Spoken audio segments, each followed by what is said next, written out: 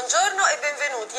È chiaro che l'abusivismo, la figura del parcheggiatore abusivo, che spesso si sovrappone anche alle strisce blu, quindi bisogna pagare due volte, è una figura, come è stata citata anche nei filmati, particolarmente odiosa. In questo caso diciamo che il problema, per carità, ha anche dei connotati sociali, perché chi svolge questa attività spesso non ha alternative per trovare un lavoro più legalmente corretto e meno fastidioso per il consumatore, per l'utente, però c'è anche una carenza di controlli che abbiamo già denunciato in passato, e soprattutto le abbiamo chiamato armi spuntate dal punto di vista legislativo, perché chi interviene deve copiare dei verbali, elevare delle multe che poi da queste persone non vengono mai pagate, perché si tratta di persone nulla tenenti. Gli incassi vengono sequestrati, ma abbiamo scoperto per esempio che a Palermo viene attivato addirittura un servizio, chiamiamolo così, di Pony Express, di persone che col motorino passano a raccogliere gli incassi, in modo che anche in caso di sequestro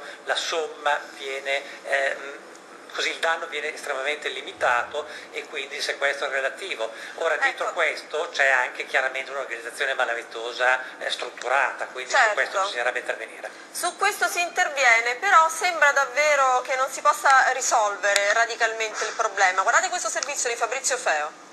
Ma chi ha detto che i parcheggiatori abusivi li trovi solo a Napoli e in altre città della Campania, e che altrove, se ci sono solo extracomunitari? Indagini e interventi delle forze dell'ordine sfatano questo luogo comune, da Torino a Bologna, a Portogruaro, dove ci vuole la presenza di una pattuglia della polizia locale all'ingresso dell'ospedale per bloccare i posteggiatori abusivi, fino alla capitale.